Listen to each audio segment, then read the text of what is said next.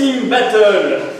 Les tests unitaires, c'est rigolo, les tests unitaires. C'est vraiment très pratique alors. Plus de tests, encore plus de tests, toujours plus de tests. Lui, c'est Calvin. Il essaye de convaincre les étudiants de faire des tests. Ouais, Calvin a du boulot.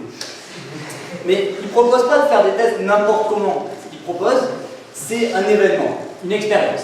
Cet événement, c'est la Testing Battle. La Testing Battle, c'est un concours en informatique qui essaie de viser le plus de développeurs possible, et pas seulement les algorithmiciens.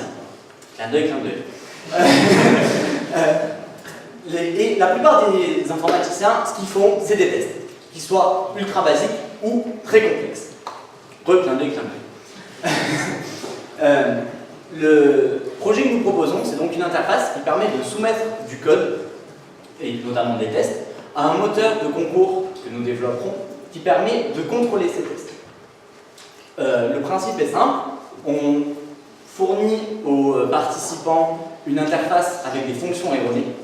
Ils n'ont pas de code et tout ce qui leur est fourni est une documentation du comportement attendu et potentiellement du comportement obtenu. Ils doivent alors, via les tests, trouver l'erreur.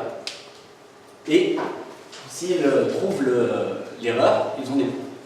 Il faudra alors vous mettre dans la peau d'un Marcel Le Boulet en puissance qui pourra faire les pires erreurs sur des fonctions parfois extrêmement alimentaires.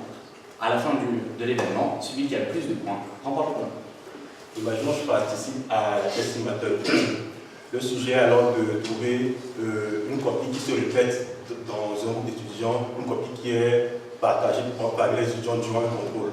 Donc la fonction a été implémentée dans plusieurs écoles et le taux d'échec est de 100%.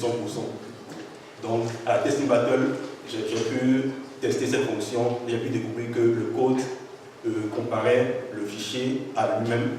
Donc j'ai trouvé le bug. Il a donc obtenu des points et, au passage, il a sauvé l'école. Au point de vue du sponsor, on recherche des compétences en architecture logicielle afin d'améliorer le moteur, histoire qu'il soit le plus rapide possible, ainsi que des compétences en sécurité afin de pouvoir fournir un moteur robuste et qu'on ne puisse pas tricher. Merci de nous avoir écoutés.